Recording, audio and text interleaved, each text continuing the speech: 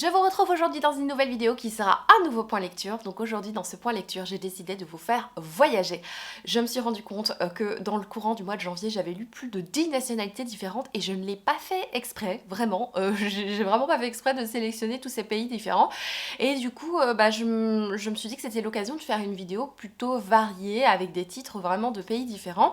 Il y a juste l'Allemagne qui ne sera pas représentée parce que je ne sais pas quoi dire sur ce livre. Voilà. Dans cette vidéo il y aura donc 10 nationalités. Je n'ai évidemment pas représenté tous les pays, hein. Je vous présente les lectures que j'ai effectuées au courant du mois de janvier et un petit peu du mois de février, même beaucoup du mois de février. J'ai décidé pour cette vidéo de ne pas mettre d'éclairage artificiel, vous savez cet éclairage qui embellit un peu le teint. Je me suis dit que c'était le seul jour avec un peu de soleil et donc j'en profite pour me sentir un tout petit peu au printemps.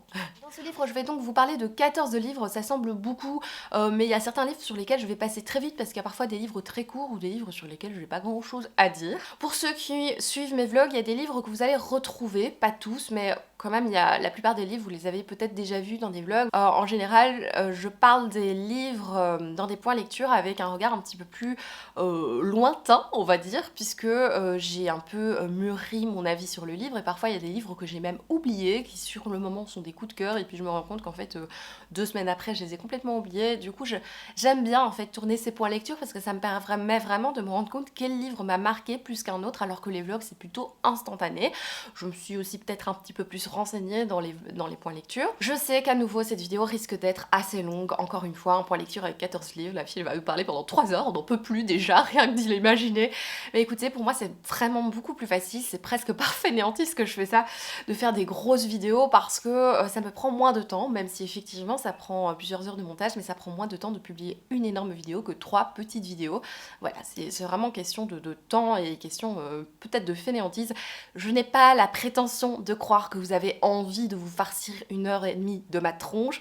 Ce n'est pas pour ça que je fais des vidéos longues, mais je me dis que ça change pas grand chose pour vous, parce que moi quand je vois des vidéos longues, je les coupe, c'est comme si c'était plusieurs et je les regarde en plusieurs fois, ou alors je les mets en fond. Voilà, donc je voulais juste vous signaler que si je fais des vidéos longues, c'est pas une question de prétention et de me dire oh ils ont envie de me voir pendant 1h30, non pas du tout. C'est vraiment par facilité et je me dis que c'est quand même facile de couper un visionnage de vidéos et voilà. Si vous aimez bien les vidéos courtes, eh bien, il y en a sur d'autres chaînes, voilà. Je vous propose de commencer la vidéo, donc je vous présente vite fait le concept. Bon, en gros, c'est un bête point lecture, hein, mais j'ai classé par nationalité, c'est donc les nationalités des auteurs, sachant que dans les romans, on ne parle pas toujours de l'univers, du pays, etc. J'ai voulu, moi, faire une thématique avec des pays, vous allez voir, en illustrant ces pays avec des petites recettes que j'ai faites ces 2 dernières semaines en m'inspirant des pays, mais sachez que par exemple au Québec, dans le roman, on ne parle pas du tout du Québec. Je me suis juste inspirée de la nationalité de l'auteur ou de l'autrice pour faire cette vidéo, et j'ai classé mes livres dans l'échelle du glauque, vous savez, cette fameuse échelle qui nous permet de découvrir au début des livres un petit peu plus choupinous et de terminer par les livres un peu plus trash. J'ai essayé de faire ça comme je pouvais et je vous invite à commencer cette vidéo. Bienvenue dans le premier pays qui est pas des moindres, hein, puisqu'on est aux États-Unis.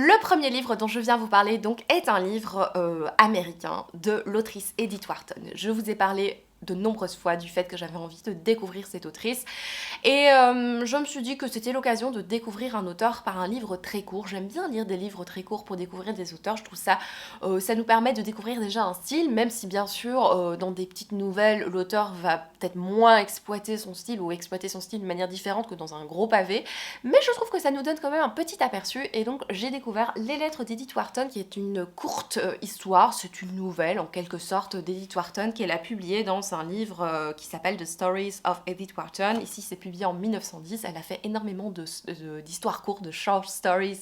Je pense que c'est un peu la traduction de nouvelles. Dans ce livre, on va parler de Lizzie, qui est une jeune institutrice et qui va donner des cours à une jeune fille. Elle va jusqu'à 5 fois par semaine dans cette maison pour aller donner cours à la jeune fille et elle tombe un petit peu sous le charme du père de cette famille, sachant que le père est marié. Visiblement la mère est pas très présente dans l'éducation de cet enfant. Elle passe ses journées à lire des romans d'amour à l'étage du haut. Notre amie Lizzie, elle rencontre de temps en temps le père et elle tombe effectivement sous son charme. Ils vont échanger un baiser langoureux et elle va tomber complètement amoureuse de lui. Elle va tomber amoureuse de lui et puis il va se passer quelque chose dans l'histoire, je vous dis pas trop parce que c'est vraiment très très court, c'est pour ça que je parle aussi de 14 livres, parce que vraiment il y a des livres où je vais pas dire grand chose. Donc elle va tomber amoureuse de lui, visiblement c'est assez réciproque, ils vont vivre une petite histoire, je vous laisse un peu découvrir. Il y aura une histoire de lettres où elle va lui envoyer des lettres et il va à un certain moment ne plus lui répondre. Voilà, je vous en dis pas plus parce que c'est vraiment très très court. Alors moi j'ai commencé ce Edith Wharton un petit peu mitigée parce que je me disais mais quelle cruche cette héroïne. Franchement cette Lizzie, elle avait l'air tellement naïve, tellement ingénue, tellement... Ah ça m'énervait parce qu'elle était tout le temps très facilement sous le charme de cet homme et au bout de 5 minutes, paf, elle l'embrasse et enfin il l'embrasse, je ne sais plus dans quel sens c'est et je trouvais ça tellement gnangnan, je me disais mais où est-ce qu'on va dans cette histoire? Surtout qu'on avait très peu d'informations sur la psychologie des personnages. Bien sûr, on est dans un roman court, donc franchement, je l'ai cherché aussi. Donc on est vraiment dans une histoire très très courte, donc on a très peu d'informations sur les personnages et tout de suite, paf, ils se mettent ensemble. Ok, bon. Et en fait, il se passe un moment, j'ai failli abandonner le livre à 50 pages, je vous en ai même parlé en vlog, j'ai failli l'abandonner parce que je trouvais vraiment que cette héroïne était très très bête. Et à un moment... il se passe quelque chose dans le livre, il y a un petit changement à partir des histoires de lettres et ça a commencé à titiller ma curiosité et en fait j'ai beaucoup aimé cette lecture, vraiment mon avis a changé au fur et à mesure de la lecture, je suis contente d'avoir continué. Alors je me suis dit abandonner un livre après 50 pages, un livre qui en fait 100 c'est quand même un peu ridicule. Mais bon, j'aurais pu, hein, mais je me suis dit, allez, va jusqu'au bout, découvre quand même Edith Wharton, t'as vraiment envie de savoir qui c'est, etc. Et en fait, franchement, j'aime bien les détours que prenne cette histoire, j'aime bien ce qui s'est passé dans cette histoire.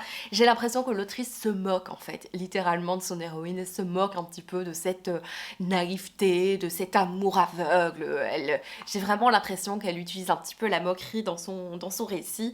Et franchement, j'ai bien aimé et j'ai hâte de lire les autres Edith Wharton que j'ai. Heureusement que je l'ai aimé parce que franchement, je crois que j'ai encore 5 Edith Wharton dans ma bibliothèque que j'ai acheté avant même de savoir si j'aimais. Mais j'étais sûre que j'allais aimer. Mais bon, j'ai eu des doutes quand même au début de la lecture. Donc voilà pour ce premier livre.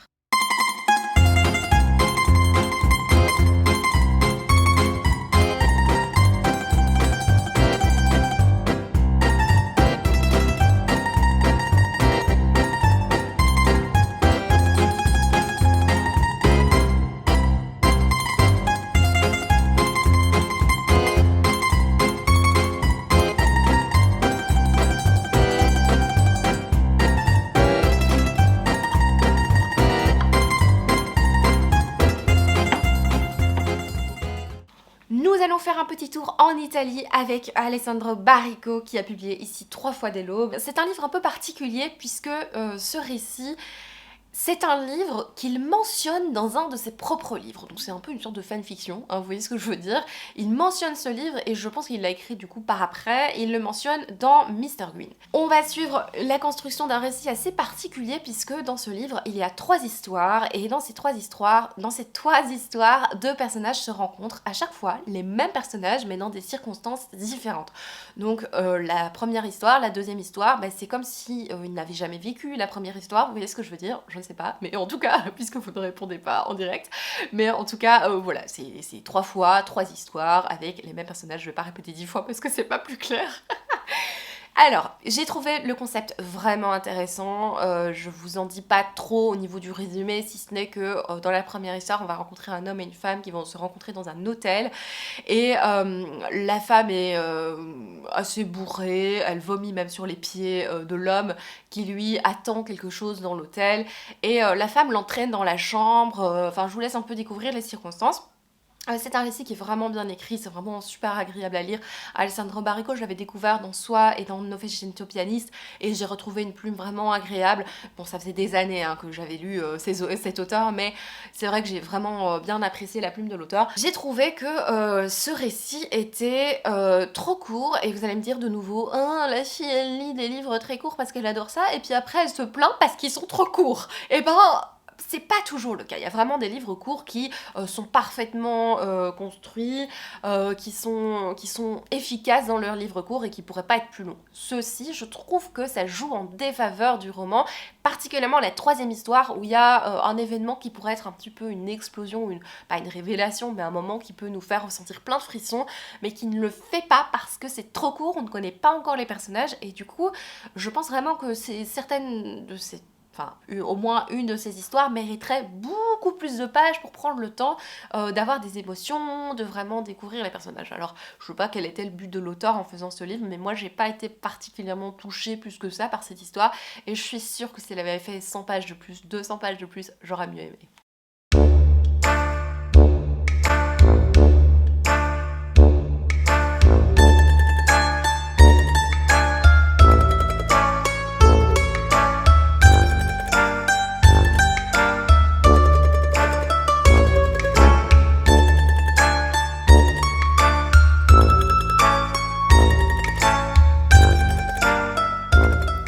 C'est aujourd'hui le premier anniversaire de la mort de maman. Plusieurs fois, à voix haute, j'ai prononcé ce mot. Mes lèvres en avaient perdu l'habitude. C'était bizarre et agréable. C'est passé ensuite.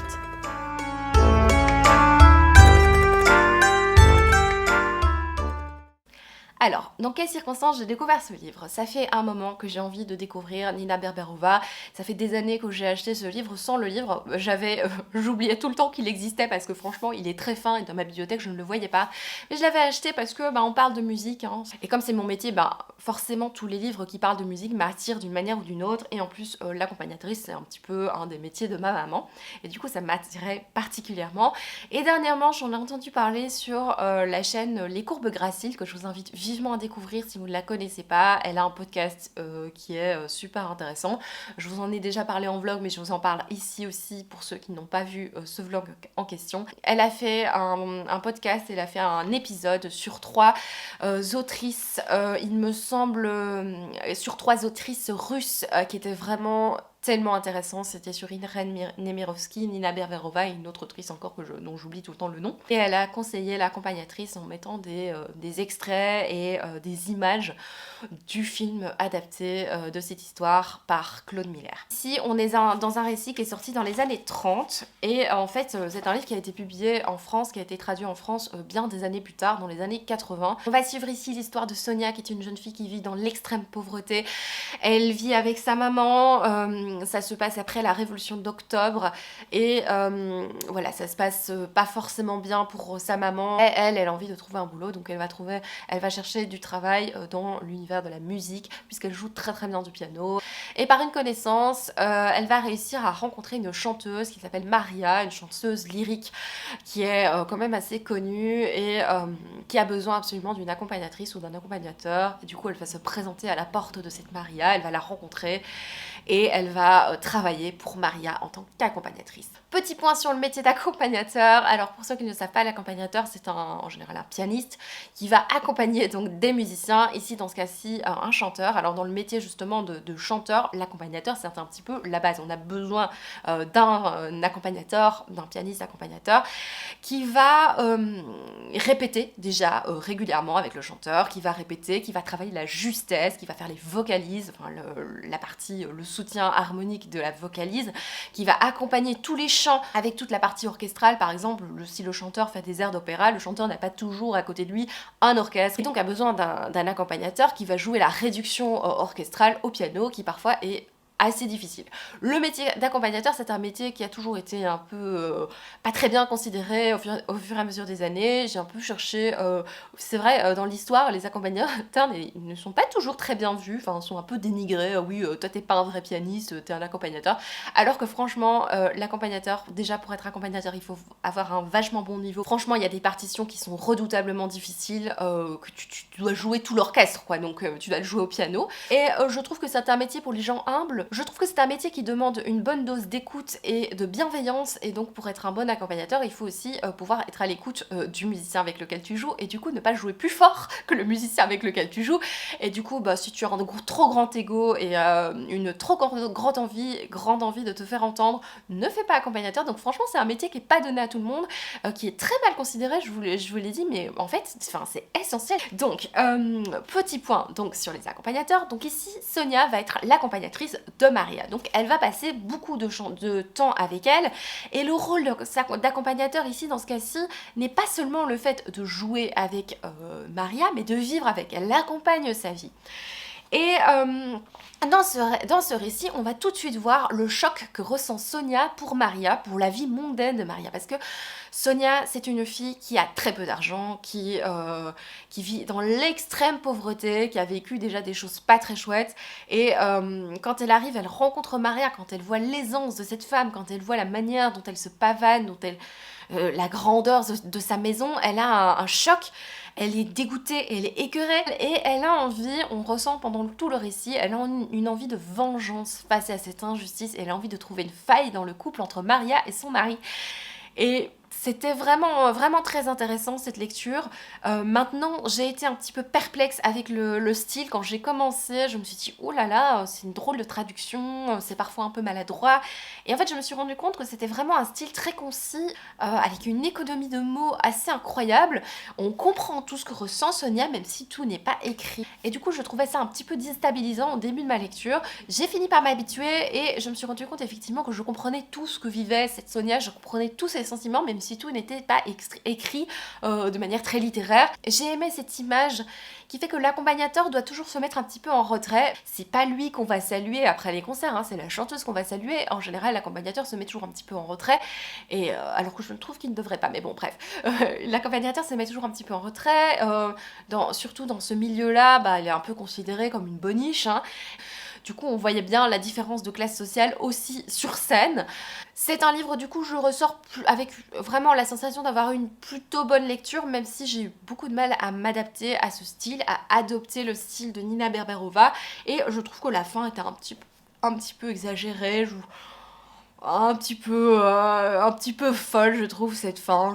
J'ai pas forcément apprécié plus que ça cette fin, que je vous laisse bien sûr découvrir, puisqu'on est ici avec de nouveau un récit très court.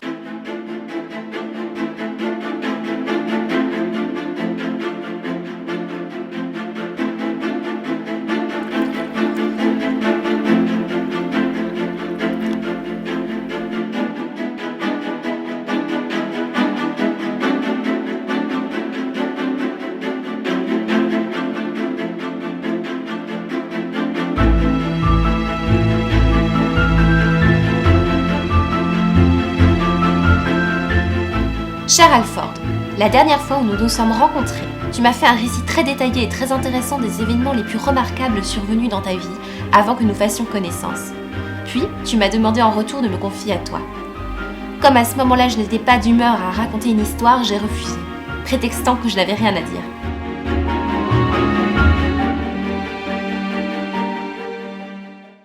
Aujourd'hui, j'ai décidé de vous parler d'un énorme coup de cœur dont je vous ai pas encore parlé sur YouTube, et je suis tellement heureuse d'avoir eu ce coup de cœur. C'est marrant parce que ce livre, c'est la première fois que ça m'arrive. Je m'attendais à aimer beaucoup ce livre. Mais d'habitude, quand je m'attends à aimer un livre, j'ai une grosse déception parce que j'ai des attentes un peu trop énormes. Mais en fait ici, vraiment, ça a été un gros coup de cœur. J'ai adoré La Recluse de Wildfell Hall de Anne Brontë. Dans ce livre, on va suivre un homme qui s'appelle Gilbert Markham. Gilbert, il est heureux dans sa vie, il dragouille un petit peu Elisa, qui est une fille du voisinage. Ça se passe bien pour lui, c'est un jeune homme plutôt épanoui.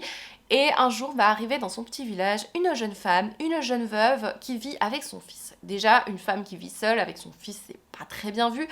Et les convenances, tout ce qui est bienséance font que il faut qu'elle se présente à tout le village et que les invitations se fassent de l'un, de l'autre. Enfin, voilà, ça se passe comme ça. Et on voit que cette femme n'est pas forcément appréciée par le village, que ce soit par le vicaire ou par les autres femmes du voisinage, parce qu'elle a une manière de se comporter très indépendante et très différente de celle des autres.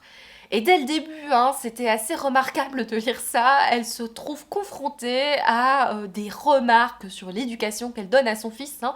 Au bout de, je sais pas moi, 25 pages, on a déjà des remarques de la mère de Gilbert à notre amie Hélène qui dit que franchement, c'est pas bien d'éduquer ton fils comme ça.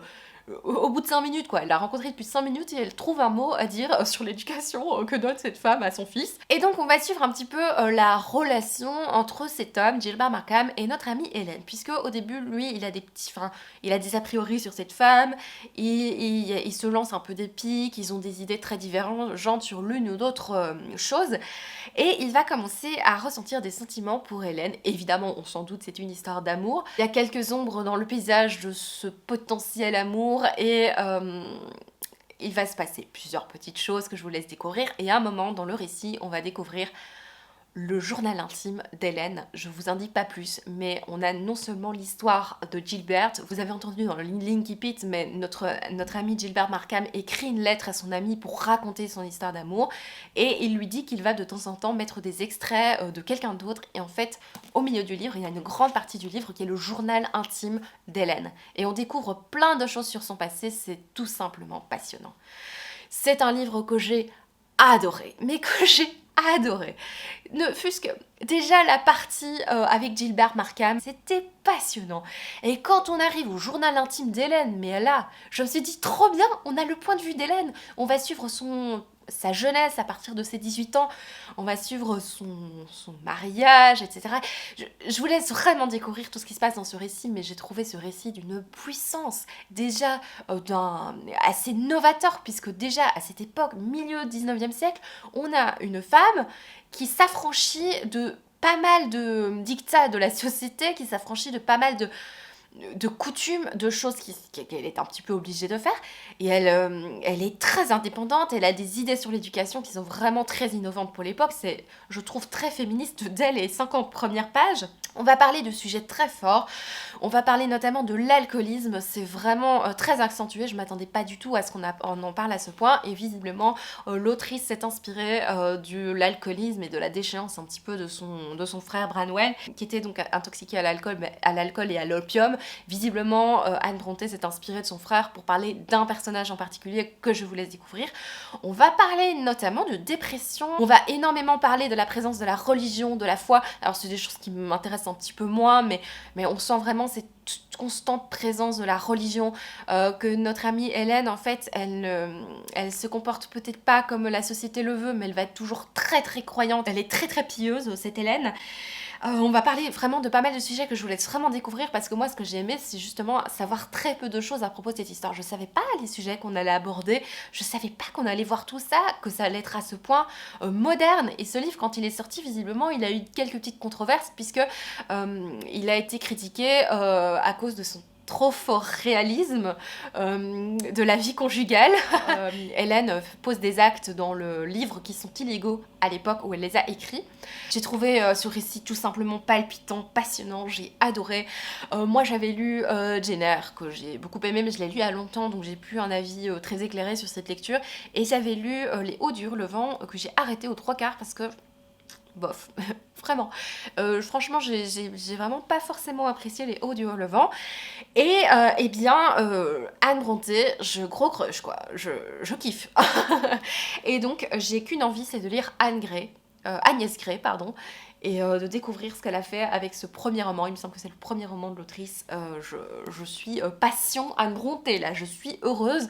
Mon parcours victorien se passe super bien. Enfin, j'ai fini ce livre mi-février alors qu'il fallait le lire en janvier, mais c'est pas grave, ça se passe super bien. Je suis hyper heureuse de l'avoir découvert. Alors, je pourrais encore vous en parler pendant 1 heure, vous parler de plein de sujets qui sont abordés. mais j'ai quand même envie que cette vidéo passe un peu vite et vous donner envie de le lire sans trop non plus passer du temps à le développer. Je suis sûre qu'il y a des vidéos qui le font bien mieux que moi.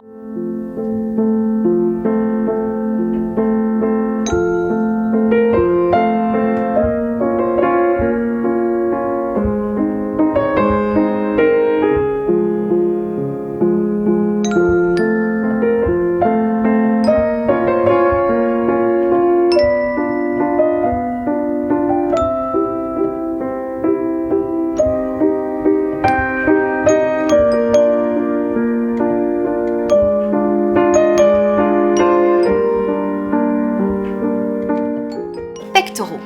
C'était au milieu de l'automne, au milieu de l'après-midi, et comme c'était le jour de son 50e anniversaire, il se dit que, à peu de choses près, il devait aussi être au milieu de sa vie.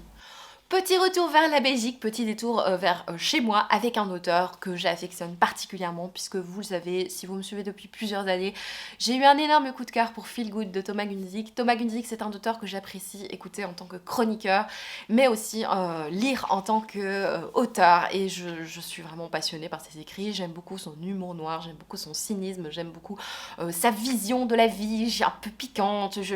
Franchement, c'est quelqu'un que j'apprécie beaucoup. Peut-être qu'en vrai, je ne sais pas, mais en tout cas, dans ses écrits et dans ses chroniques, je l'apprécie beaucoup. Et j'ai lu Le sang des bêtes, donc de Thomas Gunzig, qui est donc son dernier roman, qui est un livre complètement loufoque. Et c'est assez difficile de vous en parler parce qu'il y a un élément du récit qui est complètement loufoque, qui est complètement taré. La dernière fois que je vous en ai parlé, c'était dans un vlog, et je vous disais, je vais pas vous dire cet élément parce que c'est trop... C'était le suspense, c'était un élément que je connaissais pas en fait, dont j'étais pas consciente. Quand j'ai lu la 4e de couverture, je commence à lire, je me dis mais tiens c'est bizarre, ce que je lis n'a rien à voir avec la 4e de couverture, et puis tout d'un coup à la page plus ou moins 50, un personnage dit quelque chose, et moi je me suis dit mais qu'est-ce que t'as fait Thomas là? Franchement qu'est-ce que t'as fait? Je tutoie les auteurs, moi quand je lis. Et je me suis dit, mais c'est trop fou. Je me suis dit, mais qu'est-ce qu'il va inventer là dans cette histoire? Et c'est quelque chose que je ne savais pas, donc j'ai eu vraiment la surprise. Mais dans ce point lecture, je prends le parti de vous le dire parce que dans une interview, il me semble qu'il en a parlé. C'est un sujet qui a été abordé. Et donc je me dis que s'il en a parlé dans une interview ou qu'il en a parlé dans une émission, c'est qu'il était d'accord avec le fait que les lecteurs soient au courant de cette information avant de lire ce livre. Et donc, je vous dis que dans ce livre, on va suivre l'histoire de Tom, bizarrement Thomas. Je pense qu'il y a beaucoup de liens avec l'auteur, même s'il doit pas beaucoup... Enfin, franchement, le personnage de Tom, c'est pas un personnage que j'ai forcément apprécié. C'est un personnage qui est au milieu donc de la cinquantaine. Hein. Il vient d'avoir 50 ans, il vient d'avoir son anniversaire. Il n'est pas forcément épanoui dans la vie, il se demande justement qu'est-ce qu'il a fait de sa vie. Il travaille dans un magasin qui vend des protéines pour les gens, vous savez, qui font du sport, etc. Il fait d'ailleurs lui-même beaucoup de sport. Il va rentrer le soir à la maison, il se rend compte que sa femme a fait une surprise pour son anniversaire, ce qui le saoule au plus haut point parce que la seule chose qu'il a envie de faire c'est d'aller dormir, donc c'est pour voir un petit peu l'ambiance du mec. Donc il est pas très content et surtout il voit que la femme elle a mis un 3e couvert, et le 3e couvert visiblement c'est pour leur fils et il a pas très envie de voir son fils non plus parce qu'il est pas très content des choix de vie de son fils et donc franchement on voit qu'il est pas très épanoui dans sa vie. Et un jour, il regarde par la fenêtre, il voit, donc il regarde par à la fenêtre de son travail, il voit des gens passer, etc. Il se perd un peu dans ses pensées. Et un jour, il voit un comportement bizarre, un homme qui se comporte avec une femme d'une manière très étrange. Et Tom décide de réagir. Et un jour, cette femme, je vous laisse découvrir toutes les circonstances, donc moi je vous dis, cette femme lui dit, mais non, mais je suis pas une femme, hein, je suis une vache. Voilà. Et quand j'ai lu ça, j'ai tellement ri, mais c'est tellement drôle. Et je vous laisse bien sûr découvrir tout ce que Thomas va faire, Thomas Gunzig va faire avec cette information, avec cette révélation. Je vous laisse vraiment découvrir tout ça, mais de nouveau, on est avec un livre vraiment loufoque, vraiment cynique, avec des petites prises de position, avec des petites critiques de la société, évidemment, comme d'habitude. J'ai beaucoup aimé, j'ai passé un super moment.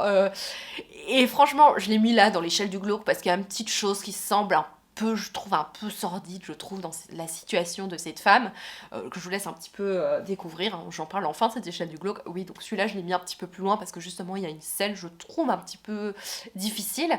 Il y a des réflexions sur le spécisme aussi, c'est vraiment super intéressant. Moi, en tant que végane, j'ai beaucoup aimé lire ça. Maintenant, ce sera pas mon préféré. J'ai préféré Feel Good, je vous le dis honnêtement, parce que je trouvais que les personnages étaient encore plus savoureux dans Feel Good.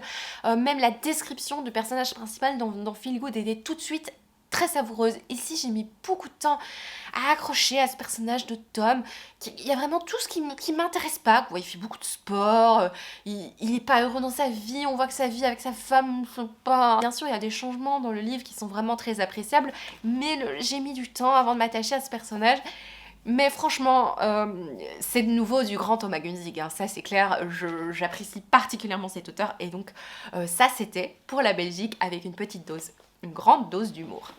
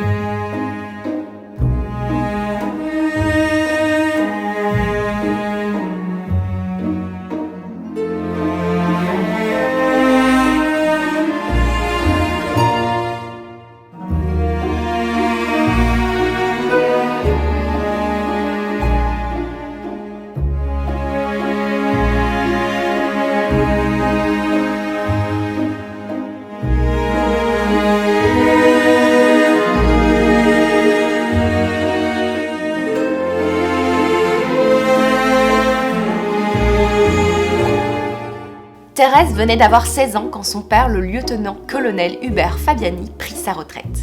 Quittant Vienne, son dernier lieu de garnison, dédaignant Graz, ville où avaient échoué la plupart de ses compagnons d'armes et de destin, il alla s'installer à Salzbourg.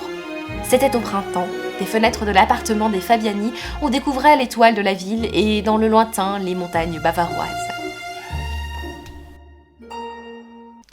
Je viens enfin vous parler d'une lecture qui m'a beaucoup plu dans le courant du mois de janvier. Je vous parle de Thérèse d'Arthur Schnitzler que j'ai découvert grâce à la chaîne de Nabolita. C'est grâce à elle que je l'ai lu parce que elle en avait vraiment bien parlé. Elle disait que c'était un livre qui mettait vraiment en évidence toute la psychologie du personnage de Thérèse, que c'était vraiment intéressant.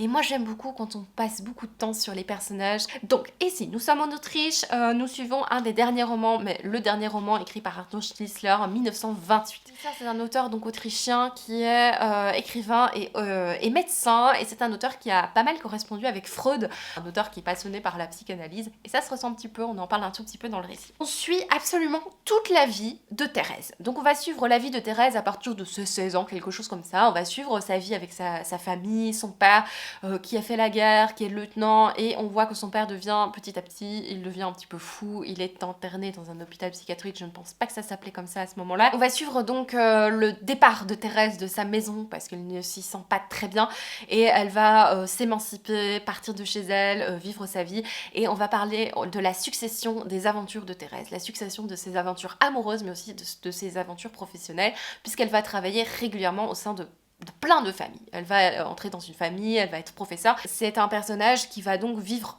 énormément de choses, et on va tout vivre. Et donc ça sonne vraiment très très vrai, ça sonne comme un vrai personnage, puisqu'on a vraiment tous les détails, on a vraiment toutes les informations sur toutes les maisons où elle a travaillé, quoi, on sait tout. J'avais été un petit peu surprise avec cette lecture parce que j'avais entendu, non seulement par Nabolita, mais par d'autres gens, que dans ce livre on avait vraiment analysé tout ce qui est la psychologie de ce personnage. Et ici, je trouvais pas qu'on analysait le personnage, on parlait pas du tout, on passait pas du tout du temps en introspection et en développement de son caractère.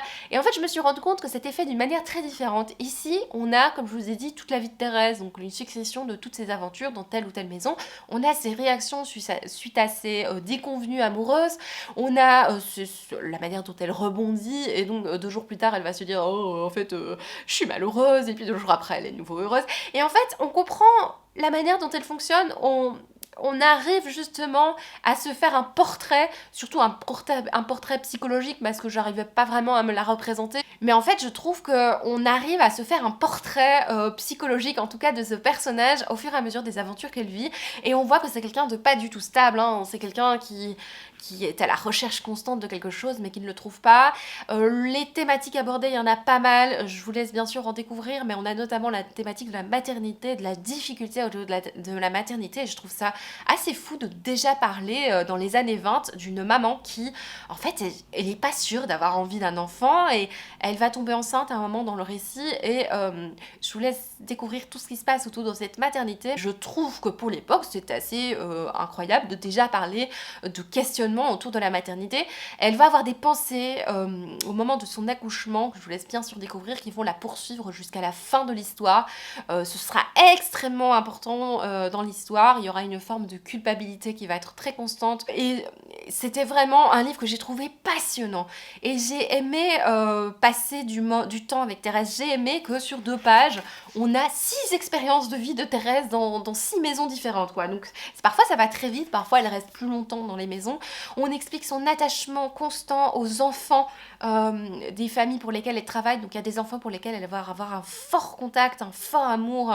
Elle va être très attirée par cet enfant, un amour maternel immense pour l'un ou l'autre enfant, et puis moi pour d'autres. Et c'est hyper intéressant la manière dont on parle de l'instinct maternel. C'était passionnant cette histoire, j'ai vraiment beaucoup aimé. On le dit partout dans tous les résumés de Thérèse que c'est un peu une descente aux enfers.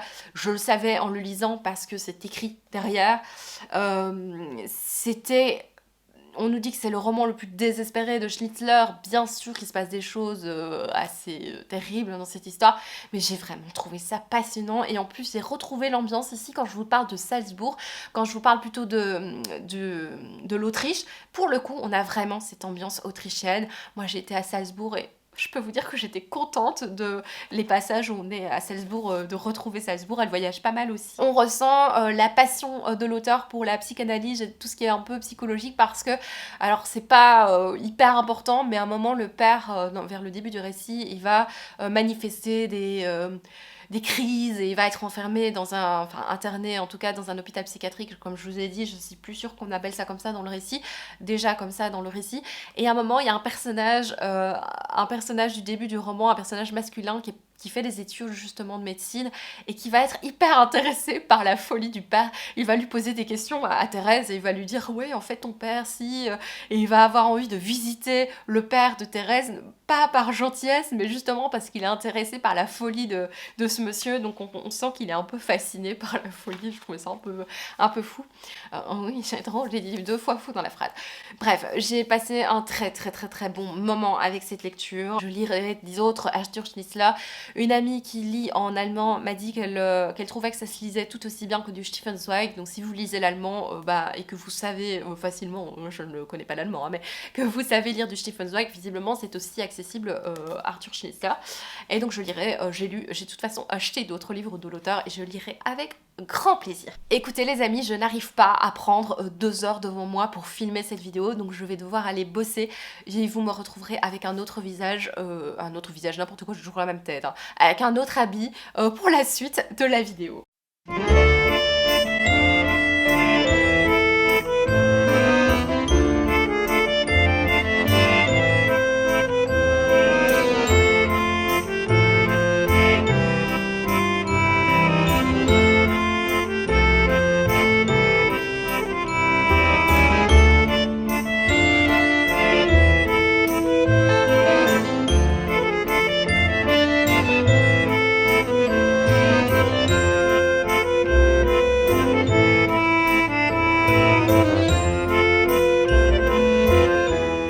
Nous étions une famille de 2 enfants, plus les parents. Je m'appelais Marthe, mon frère s'appelait Léonce, né un mensonge après moi. Nous habitions une ferme éloignée du village, dans une vallée de cèdres où l'hiver nous empêchait parfois d'aller à l'école. Maman nous réveillait à 7 heures, préparait le petit déjeuner pendant que j'habillais mon frère. Les escaliers sentaient le pain grillé. C'est avec ces phrases que débute le livre suivant qui est Sauf les fleurs de Nicolas Clément. C'est un livre que j'ai lu dans le cadre d'un challenge. Je me suis challengée comme assez régulièrement. J'essaie de lire un maximum de livres en peu de temps. Enfin, un maximum, j'essaie de lire, de me faire plaisir en lisant beaucoup de livres. Si j'ai plus envie de lire, j'arrête. C'est pas des challenges non plus qui me forcent à lire, hein, mais c'est juste, je trouve, ce genre de petits challenges qui me fait découvrir, qui me font découvrir des auteurs vers lesquels je me dirigerais pas forcément habituellement ou des auteurs que j'ai envie de lire mais qui me font un petit peu peur. Alors ici, j'avais découvert Nicolas Clément complètement par hasard avec Sauf les fleurs dans un magasin de seconde main. Je suis tombée sur le livre, je l'ai pris en main parce que libretto mon amour, voilà, et, le résumé me tentait bien. Et je me suis dit que j'allais me lancer et aussitôt acheté, aussitôt lu. J'ai lu donc ce roman, ce très très court roman qui fait moins de 100 pages, qui va nous parler de Marthe et de sa petite famille. Ils vivent dans une ferme, ils travaillent dans cette ferme et on voit le quotidien de Marthe qui n'est pas très joyeux vu que le père a la main lourde, hein, et particulièrement sur la mère, et leur quotidien n'est vraiment pas joyeux. Il y a quelques scènes assez difficiles à lire, je trouve. C'est pas le top du glauque non plus, mais voilà, si vous êtes un tout petit peu sensible, peut-être que ça peut vous heurter. C'est vraiment un livre pour lequel je ne peux pas me développer non plus un résumé parce que c'est très très court et j'ai pas envie de vous dévoiler les choses qui s'y passent. En soi, il ne se passe pas 1000 choses dans ce livre, c'est pas l'histoire la plus originale de toutes les histoires que j'ai lues, mais en fait, c'est vraiment le style, la manière d'écrire de Nicolas Clément qui a fait que ce livre sera un livre qui va me rester en tête assez longtemps, et pourtant c'était mal parti parce que j'avais commencé ma lecture et je me disais ouh là là, on est sur des phrases extrêmement poétiques et j'avais l'impression que l'auteur, vraiment pendant les 30 premières pages, 30, oui, 30 premières pages, je me disais ok, c'est poétique, mais est-ce qu'il n'en fait pas un petit peu trop? Est-ce qu'il peut pas montrer ce qu'il sait faire en faisant joli pour être joli? Et en fait, au fur et à mesure de ma lecture, je me disais, oui, bon, il se la pète un peu, quoi. Je vais me prendre des tomates, mais c'est vraiment ce que je pensais. Je croyais qu'il se la pétait un peu. Et en fait, plus le temps passait, plus j'avançais dans cette lecture, et plus je me disais, mais en fait, toutes ces formulations particulières, tous ces changements dans la syntaxe, toute cette manière de s'exprimer, tout a du sens en fait. Il y a beaucoup de phrases qui ont fini par résonner en moi et quand j'ai relu des extraits, j'ai été bouleversée par certaines phrases. Alors peut-être que c'était l'état d'esprit ou peut-être qu'il faut un certain temps d'adaptation, peut-être aussi que c'est un livre qu'il faut le prendre le temps de lire. C'est un livre, je pense, qu'il ne faut pas dévorer pour son histoire mais savourer pour la manière dont il est écrit. Et c'est marrant parce que je lis les préfaces moi après. Et en lisant la préface de Valentine Gobi, je me suis rendu compte que c'est exactement ce que je disais. Il offre un espace au lecteur dans le récit d'un autre. Vous arrivez à condition de vous donner le temps. Et c'est exactement ça, c'est ce que j'ai ressenti. Il faut prendre du temps. Et c'est une langue qui est à la fois temps et espace et ses formulations de phrases sont tout à fait particulières. Je trouve que les premières phrases de ce roman ne nous donnent pas vraiment une idée de ce que peut être la suite. Je trouve qu'il y a vraiment des passages somptueux. Et c'est marrant parce que de nouveau dans la préface, elle relève une phrase que moi j'avais relevée, qui avait été une des premières phrases qui m'avait impactée. C'était par exemple « Je voudrais que maman soit belle sans attendre mes mains ». Ce que j'aime dans un nom, c'est trouver en toi. Et ce sont des phrases que je trouve magnifiques, avec une formulation certes particulière. Alors j'y connais rien en grammaire, syntaxe et tout le bazar, mais je sens bien que dans ces formulations, il utilise des choses pas communes. Et franchement, je pourrais faire des recherches pour faire une analyse de ce récit, mais est-ce que j'en ai vraiment envie? Peut-être bien, mais est-ce que c'est intéressant? Je ne pense pas. Mais vraiment, je trouve ce livre absolument somptueux. Il y a quelque chose qui m'a déstabilisée que je voulais quand même dire, c'est qu'à la fin de chaque petit chapitre, puisque c'est déguisé, mais oui c'est carnaval, hein, c'est déguisé. Donc c'est divisé en différents petits chapitres, à la fin de chaque petit chapitre on nous dit l'âge qu'a l'héroïne, et je trouve ça important de vous le dire parce que je me suis retrouvée au deuxième ou troisième chapitre. Le chapitre précédent, on nous annonçait qu'elle avait 12 ans. Et dans le chapitre suivant, on commence à dire qu'elle frouchelait avec un personnage et qu'elle avait envie de faire des choses. Et je me suis dit, mais elle a 12 ans non, laissez-nous tranquille. Et en fait, non, elle avait pas 12 ans à ce moment-là. Donc voilà, petit moment de frisson et de stress là. Ça aurait été plus glauque du coup. Voilà, elle racontait, je pense, une scène de sexe, il me semble, de choses qu'elle faisait avec un personnage, et je me suis dit, c'est un petit peu jeune ça. détournement de mineurs, tout le bazar. Voilà. Donc, Sauf les fleurs, c'est une lecture qui, à première vue, franchement, était vraiment mal partie. Je m'étais dit, oh là là, il se la pète, bazar. Je sais que c'est super, c'est pas très sympathique, ma manière d'en parler, mais vraiment, au fur et à mesure de ma lecture, je me suis dit, mais non, c'est quand même super beau. Effectivement, il faut prendre le temps, il faut un peu se délecter de ces mots. Et j'aime bien la manière dont il a enchaîné des mots qui, a priori, ne vont pas ensemble, mais qui, dans ses phrases à lui, donnent super bien. Et donc, oui, effectivement, c'est une très très bonne lecture. Le livre suivant, c'est un livre assez particulier dans cette sélection. C'est également un livre français. Alors, j'ai mis toute la France en même temps parce que je trouve que ça allait bien dans l'échelle du globe. Il y en a juste un qui... Et voilà, c'est un peu le livre en plus là que je vous présente, qui ne va pas du tout dans l'échelle du globe, vous allez voir. Mais je vous le présente là parce qu'on est en France. J'avais pas d'autres idées que pain fromage et j'avais pas forcément le temps de faire 10 000 recettes françaises non plus. Donc j'ai décidé de vous parler assez vite de ce livre suivant qui est Toucher la terre ferme de Julia Kerninon. Alors c'est un livre, j'avais envie de vite vous en parler parce que c'est un livre qui fait l'unanimité visiblement et je pense vraiment que j'avais des attentes par rapport à ce livre qui, comme d'habitude, quand c'est des attentes, bah en général on est déçu. La plupart du temps en tout cas pour ma part, c'est comme ça, j'avais pas mal d'attentes vis-à-vis de ce livre. Je pensais vraiment qu'il allait m'apporter une chose en particulier. Et en fait non. Et ce n'est pas forcément dû à la qualité du récit, mais vraiment par rapport à mes attentes. Et je trouve ça important de le dire de temps en temps quand on est déçu par un livre, de dire pourquoi. Et c'est pas parce qu'un livre ne nous plaît pas ou nous plaît moins que forcément c'est parce qu'il est mauvais ou mal écrit ou que sais-je. Hein. Voilà, donc ici on est avec un livre que j'ai acheté, je pense même la veille ou le jour de sa sortie, que j'ai trouvé en magasin de seconde main. Je l'ai trouvé, je voulais vraiment, franchement c'était une sortie qui me tentait énormément parce qu'on parlait de la difficulté de la maternité, c'est un sujet qui me touche beaucoup, qui m'intéresse énormément. Ça nous parlait, on nous dit ici qu'on va suivre l'histoire de Julia Kerninon, donc l'autrice qui hésite à fuir la clinique après la naissance de son premier enfant. Parce qu'elle a plein de doutes, etc. Et je trouvais ça hyper intéressant d'en parler. Et franchement, j'avais beaucoup d'attentes par rapport à ça. Je l'ai acheté du coup avec grand plaisir parce que en seconde main, le jour de la sortie, à 7 € plutôt que 15 €, 15-16 €, ça fait quand même du bien, n'est-ce pas? Et donc je l'ai lu très très vite parce que c'est vraiment un récit qui se lit vite. Alors bien sûr il y a toujours un peu la peur quand un auteur parle de lui-même. J'ai toujours peur que ce soit un petit peu je raconte ma vie, je trouve que je suis intéressant. C'était pas ça, franchement.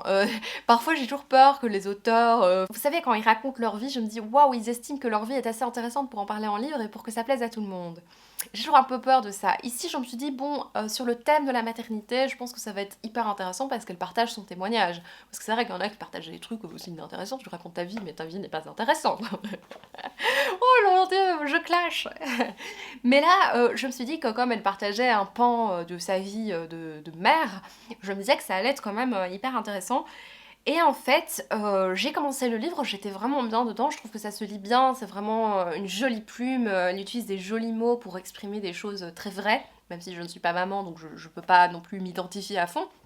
Mais un moment, l'autrice dans le récit, elle nous parle de la difficulté, on est au mois de novembre, elle nous parle de toutes ces difficultés autour de la maternité, et en fait on passe un long moment dans son passé avec ces histoires d'amour dont j'en avais rien à péter, enfin je sais pas comment le dire de manière plus polie, mais vraiment elle nous parle de tout, oui, de toutes ces expériences et je sais que ça a du sens pour la construction de la suite, pour la résolution du livre, mais moi, je cherchais pas ça. Et donc c'est un petit peu pour vous expliquer qu'il y a parfois des lectures à côté desquelles je passe parce que soit je suis complètement débile, hein, c'est possible aussi, non, mais soit parce que j'ai des attentes particulières par rapport à un récit. Moi, j'ai été touchée par toute la première partie, mais la suite, elle m'a abandonnée, là, Julia Kerninon, j'en suis navrée.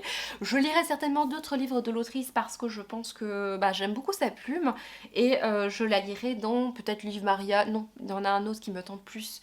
Je sais plus ce que c'est, bref, je la lirai volontiers. C'est un livre qui se lit assez vite. D'ailleurs, je l'ai acheté en seconde main. Si quelqu'un le veut, voilà, c'est cadeau. Le livre dont je viens vous parler ensuite, c'est également un livre d'une autrice française. C'est Celle qui criait au loup, publié chez Plomb. Je pense ne pas être la seule à avoir succombé à l'appel de la sirène, sachant que la jolie voix de la sirène, c'est Sève, qui nous a vraiment... voilà, qui a joué sa Sève, quoi. Elle a pleuré en live en parlant de ce livre, et du coup, moi j'ai eu envie de le lire.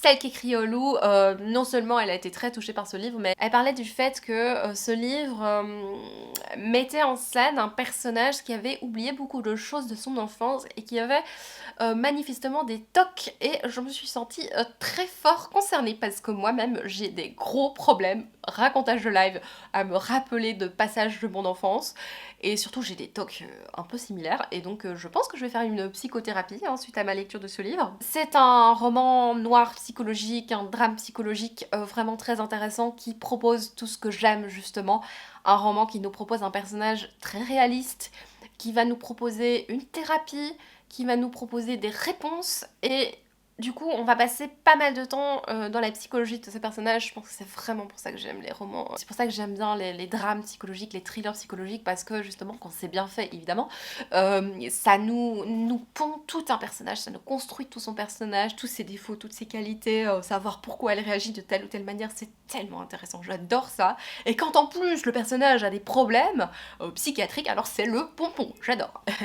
Et donc ici on va sur le personnage d'Alban, qui est une infirmière, qui a une vie très rangée, très structurée, hein. C'est une fille qui est plutôt toquée, sans être péjorative, mais c'est vrai qu'elle a absolument besoin que tout soit réglé à la minute près, elle sort du boulot toujours à la même heure, c'est assez systématique, et c'est une fille une jeune femme qui n'est pas dans l'effusion de sentiments, donc elle est très réservée, elle garde ses sentiments pour elle. Ses rapports avec ses collègues sont assez compliqués, enfin compliqués non, elle est très renfermée, et donc elle va très peu se confier, elle va pas forcément assister à tout ce qui est vie sociale, réunions entre collègues, etc. Ça ne la touche pas particulièrement. Quand on lui fait quelque chose pour son anniversaire, c'est limite si ça ne la blesse pas.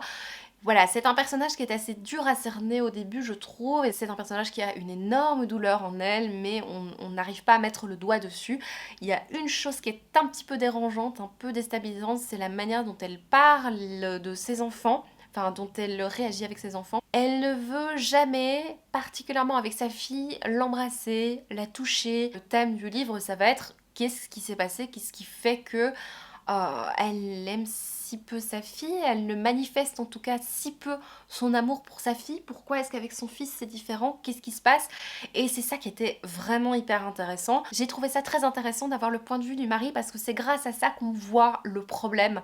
C'est parce que quand c'est Alban, c'est assez froid en fait comme écriture, et du coup on a l'impression que tout va bien, bah oui elle aime ses enfants, elle s'en occupe bien, tout le bazar, mais quand c'est le point de vue de Sébastien, on voit ses doutes, on se dit tiens il y a encore eu ça, c'est bizarre, on a une gradation dans ce qui peut se passer dans ce livre, et c'était vraiment intéressant. Ce que j'ai adoré également, c'est toute la partie avec le psychiatre, parce que je pense que c'est important, même si c'est à peu près à la moitié du récit, où on rencontre un psychiatre qui va travailler sur justement les blessures d'Alban.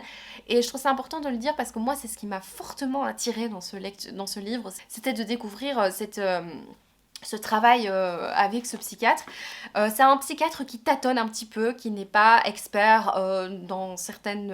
je pense que c'est l'hypnose qu'il va faire à un moment. Il n'est pas hyper expert, il tâtonne un petit peu, et donc on sent ses doutes à lui aussi. Et c'était vraiment intéressant de sentir un personnage comme ça, humain, un bon médecin visiblement, mais qui voilà, doit se renseigner pour l'une ou l'autre chose.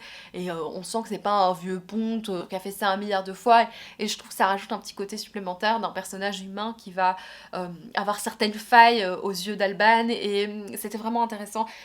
Franchement, c'est un livre qui est bien marquant, m'a apporté beaucoup de choses que j'ai beaucoup aimé. Maintenant, j'ai deviné pas mal de choses qu'on découvre dans le récit.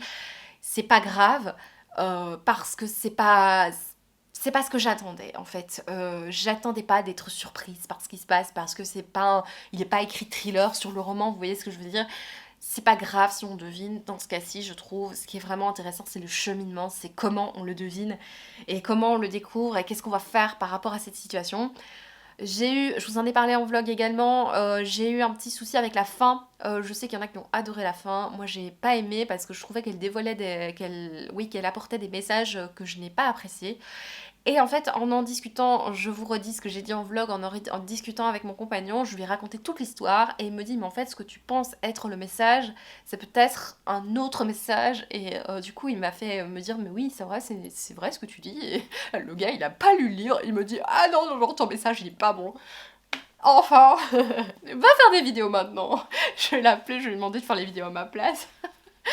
Donc voilà, ça c'est un livre marquant. Je pensais que je l'avais un peu oublié, mais en fait quand je vous en parle, j'ai vraiment tous les souvenirs qui me reviennent, franchement, voilà.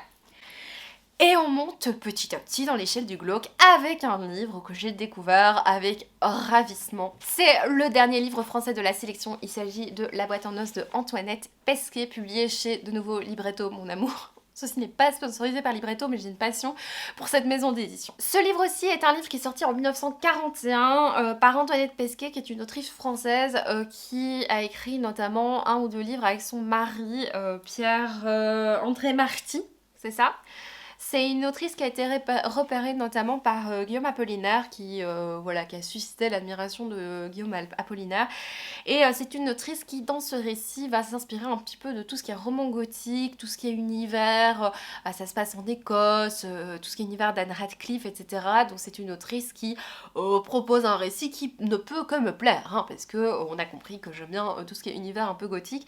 Ce livre va nous raconter la passion folle d'un personnage, John, pour un autre personnage, le personnage de Margaret. On va le suivre à différentes étapes de sa vie. On sait assez tôt qu'il a été interné dans un hôpital psychiatrique, il en est sorti, et puis il va reparler de son passé. C'est pas très clair au niveau de la chronologie, en tout cas moi quand j'ai commencé à lire, je me suis dit attends quoi, non il est fou, ah non il est plus fou, ok c'est bon, et puis j'étais dedans, c'était bon.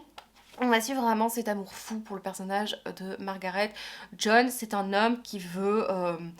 qui n'a jamais assez en fait.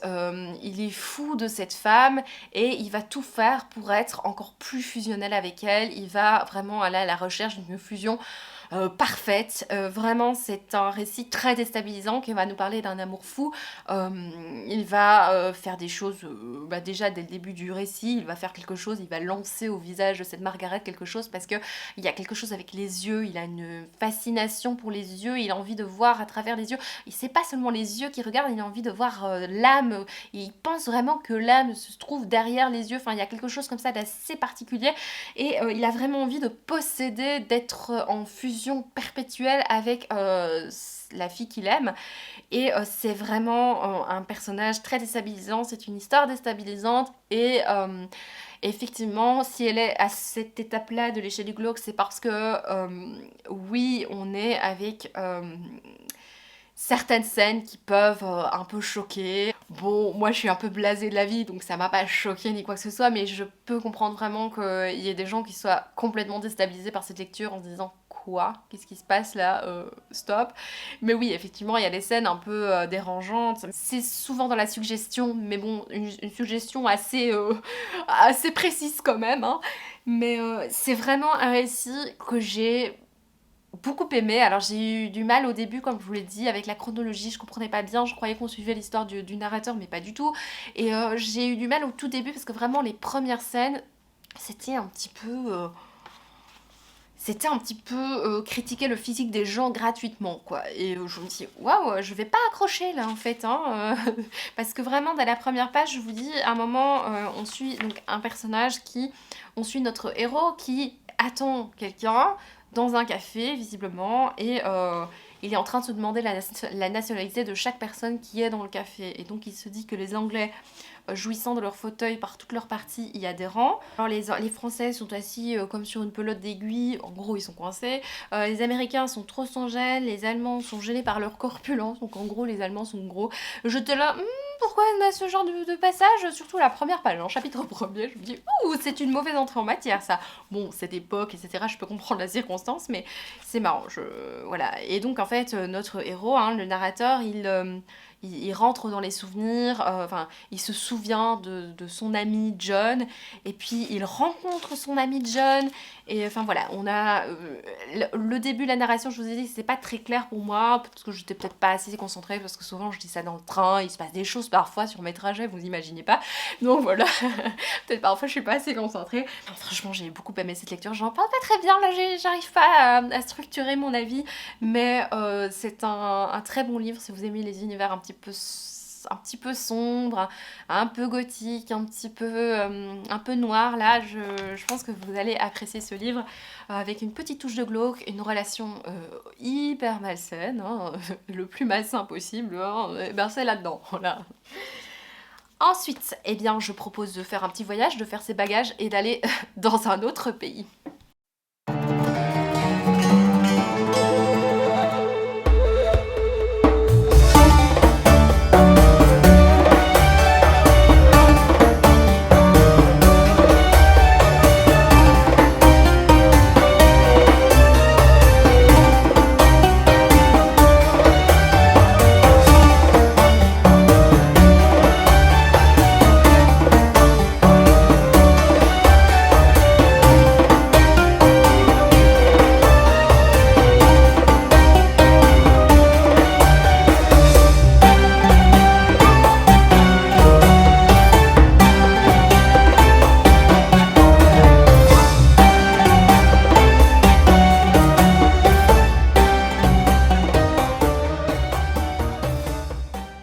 Le livre suivant, c'est peut-être le livre pour lequel j'aurais le plus de mal à dire des choses parce que c'est un livre pour lequel je suis sortie extrêmement mitigée. Il s'agit de Fille de Lilith de Sarah Blow. Alors il s'agit d'un thriller, un livre que j'ai reçu pour Noël et miracle, je l'ai lu franchement dans le mois quoi. Franchement, je suis fière de moi. Et donc c'est un livre. Alors franchement, ça va être un peu dur d'en parler parce que je vous ai dit, hein, avis mitigé, très peu de souvenirs. Ici, on parle d'un meurtre. Ça se passe à Tel Aviv. Une victime est retrouvée ligotée avec un poupon, donc une poupée entre ses mains avec le mot mère écrit sur le front. Et donc on sait qu'il y a un tueur en série parce que c'est pas la première à être morte comme ça. Et on va suivre notamment Sheila, qui est une spécialiste de la Bible et qui connaît très bien les personnes qui sont décédées, notamment notre première victime.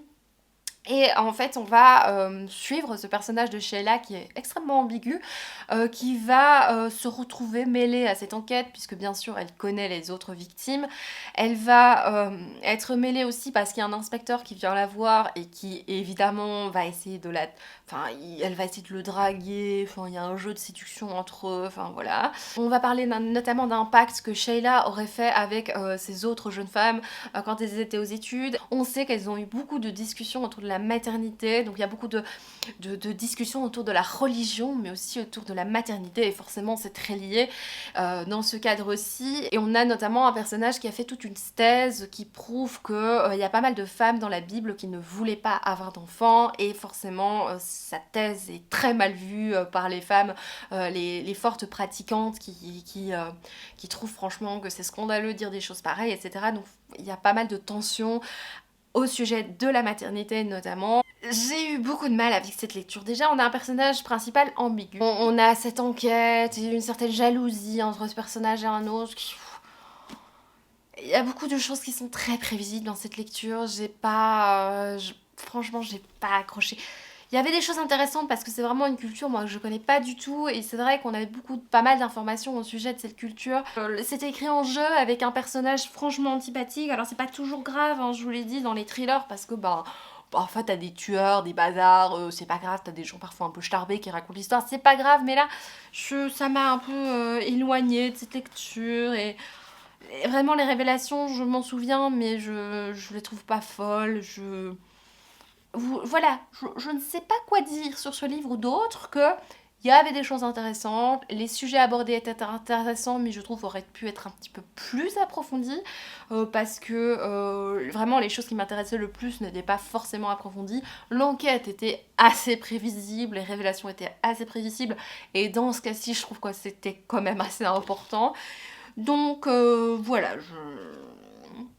voilà, je pense que ce sera l'avis le moins clair de tous les avis d'aujourd'hui. Mais je vous promets que le voyage vers le Japon sera peut-être un petit peu plus clair et vous donnera peut-être envie de lire quelques livres.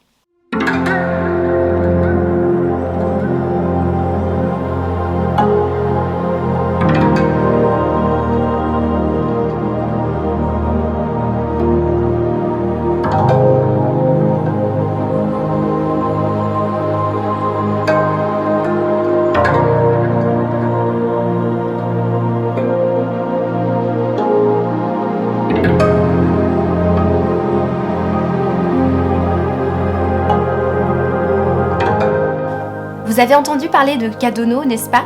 C'était mon ancien mari. Il est mort il y a 10 ans.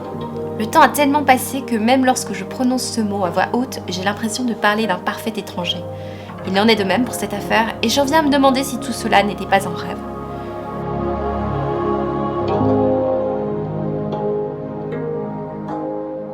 Le livre dont je viens vous parler ensuite, il s'agit d'un amour inhumain d'Edogawa Rampo. Alors c'est un livre dont vous avez entendu parler si vous me suivez sur les vlogs, c'est un livre que j'ai lu sur un long laps de temps.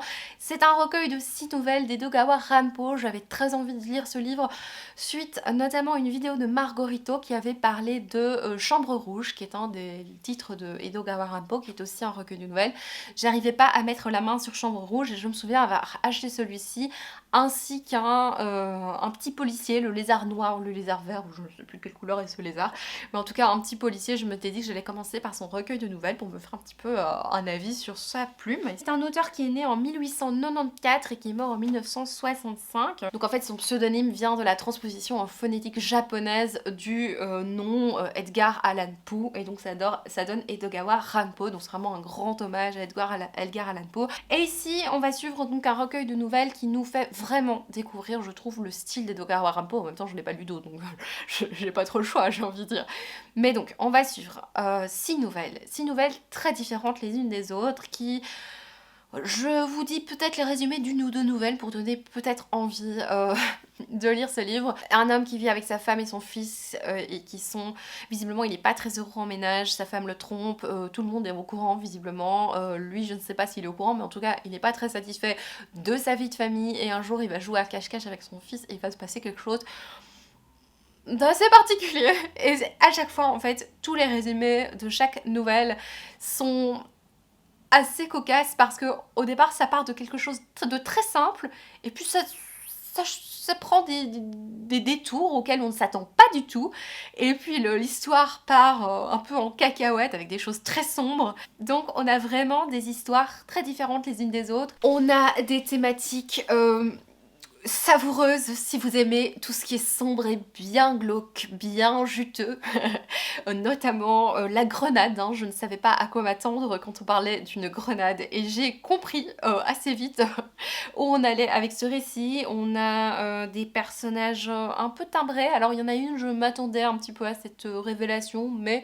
ça n'en reste pas moins que ça prend des détours toujours très surprenants, c'est ça que j'ai adoré.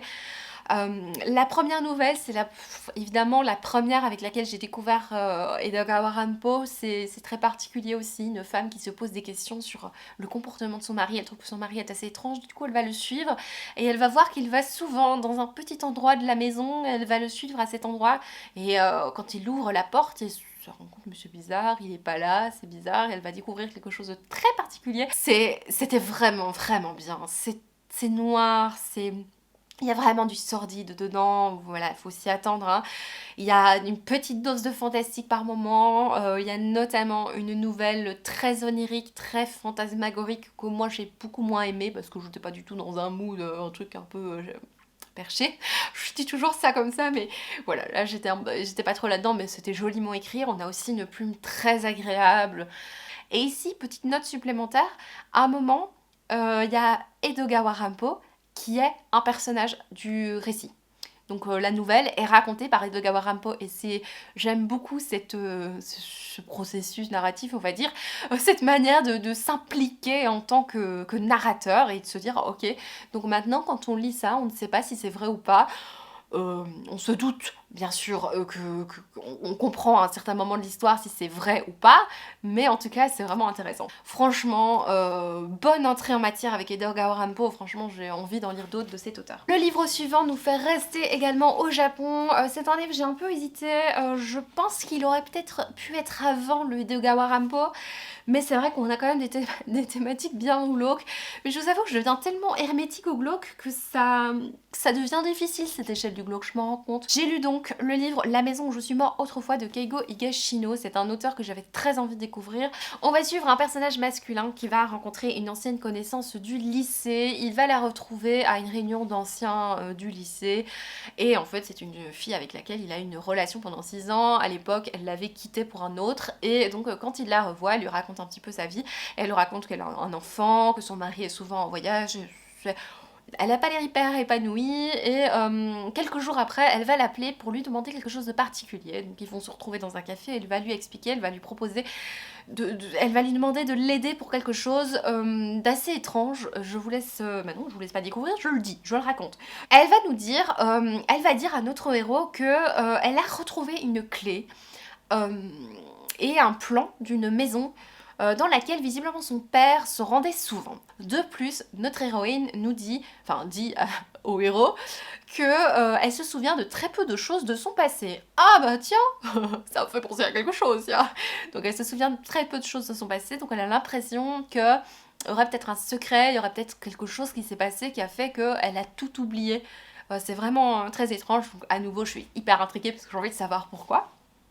Et donc, il va déjà être un peu surpris parce que pourquoi est-ce qu'elle lui demande à lui, qu'elle a plus vu depuis des années, de venir visiter cette maison. Il a un petit peu pitié, je pense, il est un peu intrigué aussi de découvrir ce qu'il y a dans cette maison, et donc il va avec elle dans la maison. Donc on va visiter la maison. On se rend compte déjà que la porte d'entrée, on ne sait pas y accéder, donc il faut aller par derrière. C'est très étrange. La clé, c'est une clé qui entre par derrière. Je me demande, mais pourquoi est-ce qu'on rentre par l'arrière de cette maison? C'est très intriguant. Je vous en dis pas plus. Tout ce que je peux vous dire, c'est qu'on découvre cette maison, tous les secrets de cette maison, et bien sûr tous les secrets du passé de notre héroïne. C'était tout simplement passionnant comme lecture. Je trouve déjà la manière dont c'était écrit, c'était fluide, c'était agréable à lire. Alors parfois on a des petites considérations de notre héros masculin, tu te dis pourquoi se dit-il des choses comme ça, tu te dis genre la meuf elle dit des choses qu'elle fait et lui il s'en fout. Il est amoureux quoi, il est in tout le temps, alors qu'il y a des choses, moi ça m'aurait éloigné, hein, ça m'aurait un petit peu... voilà, elle lui confie des choses et franchement il est tout le temps en train de la protéger, tout ça, enfin bref, ça c'est autre chose. Mais en tout cas, tout ce qui est hyper important dans le récit, c'est vraiment le côté très intriguant de savoir mais qu'est-ce qui s'est passé, qu'est-ce que c'est que cette maison, il y a des incohérences avec cette maison, qu'est-ce que c'est que cette chambre, qui sont ces personnages, on découvre un journal intime d'un personnage, c'est passionnant, c'était super intriguant, j'ai vraiment adoré cette narration et on a des révélations bien sûr, on a des retournements de situation, donc si vous aimez ça, je pense que ça va vous plaire. Maintenant, j'ai deviné des choses, j'ai eu des choses un tout petit peu similaires, mais quand même, c'était vachement bien foutu, c'était vraiment bien fait, et c'était avec une très chouette plume, une très très chouette traduction ici de Yutaka Makino, chez Babel forcément, en même temps c'est pas très surprenant. Et en plus je trouve la police d'écriture hyper agréable, hyper fluide, avec des caractères assez épais, comment dire, non, avec des caractères assez larges, que je trouve hyper agréable. Alors je ne sais pas ce que donne cette écriture, ce que donnerait cette écriture pour quelqu'un d'éventuellement malvoyant, si c'est voilà, si c'est lisible, mais en tout cas moi je trouve ça hyper, on voit rien du tout, hein. Ça sert à rien que je vous montre, je trouve ça hyper fluide et facile à lire et très clair je trouve, mais voilà, je vais lire d'autres livres de cet auteur, très certainement, parce que je trouvais ça vraiment bien. Même si j'ai deviné des choses, je vous avoue que je m'en fiche. Alors c'est vrai que dans certains livres, je m'en fiche pas, c'est un petit peu la cerise sur le gâteau, j'ai pas aimé le livre, et en plus j'ai deviné tout. Ici, j'ai adoré le livre, mais j'ai deviné tout, c'est pas grave. Parfois ça change, hein, voilà, ça dépend. Dans certaines circonstances, je me dis, ah mince, et dans certaines circonstances, je me dis, bon bah tant pis. Voilà, ça dépend vraiment des circonstances, mais en tout cas, très bonne lecture. La prochaine fois que je ferai un challenge, lire 14 livres en 14 jours, oui, je compte faire ça bientôt. Je crois que je vais lire Les Doigts rouges, un truc comme ça, de cet auteur, parce que franchement, j'ai adoré. Et je propose de passer au livre le plus joyeux de cette sélection, le plus motivant, le plus optimiste, avec des paillettes et des licornes. Allons un petit peu au Québec, les amis.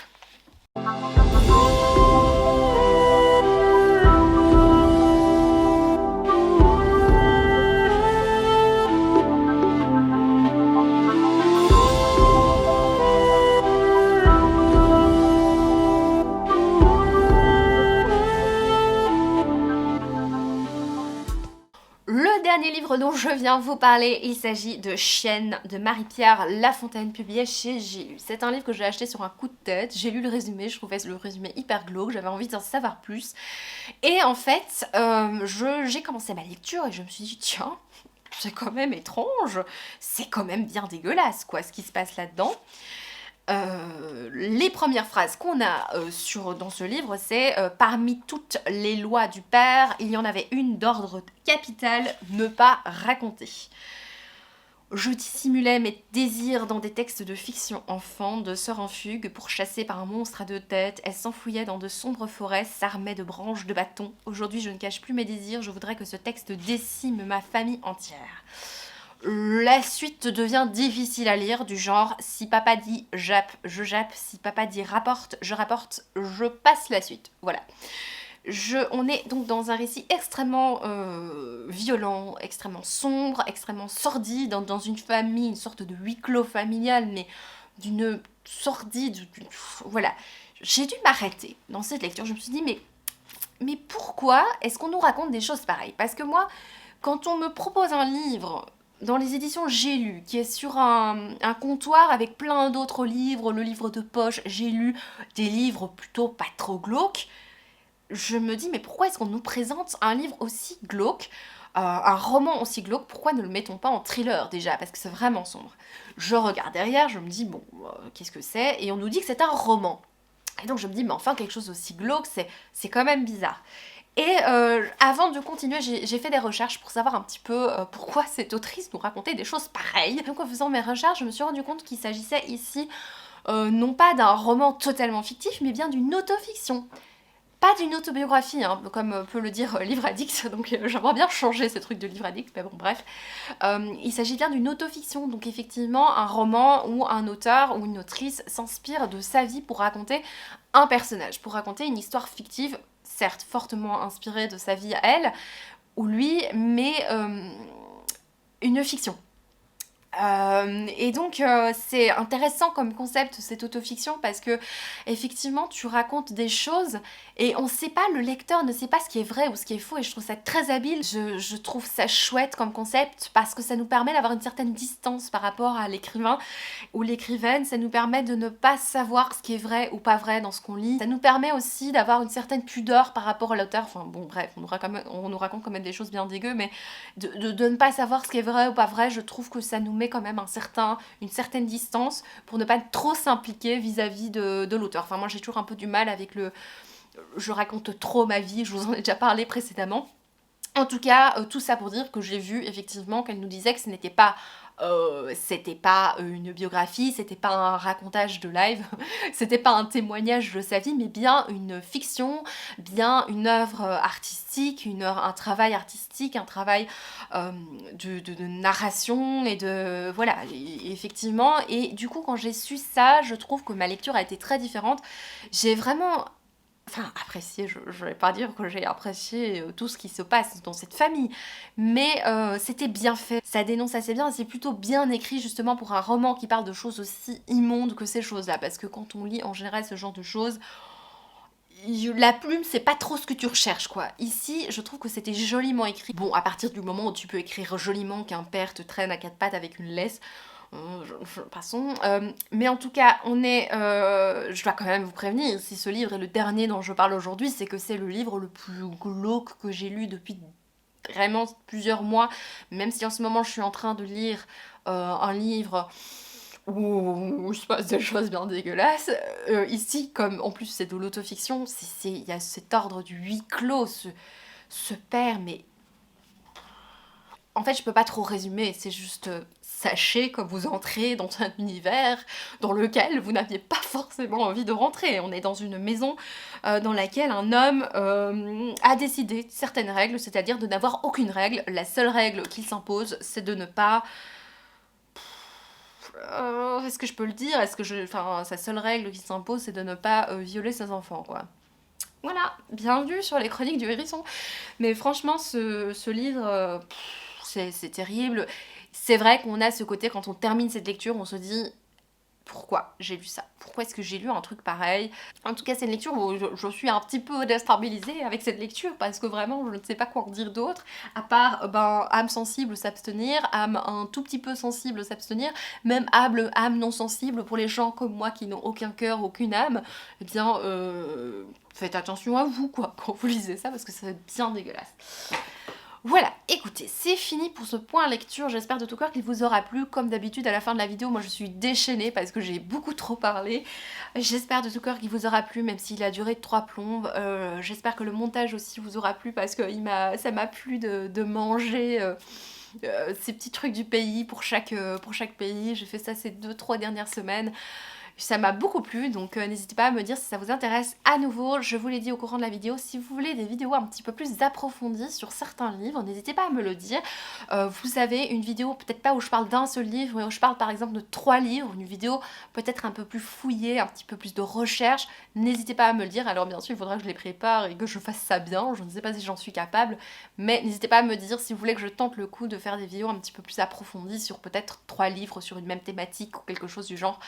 Voilà, j'avais pensé un moment, petite confidence après 1h30 de vidéo, j'avais pensé un moment faire une vidéo sur toutes les Thérèse de la littérature parce que je me suis rendu compte que j'en avais lu plusieurs. Il y a 4 romans, il me manque encore une Thérèse que je dois lire.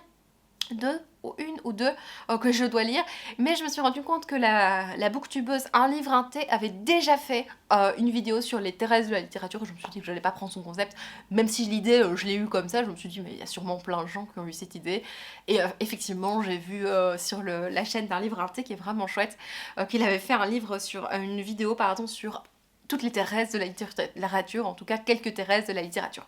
Voilà, petite confidence. Je vous remercie d'avoir regardé cette vidéo jusqu'au bout, je vous fais de gros bisous et je vous dis à bientôt. Ciao!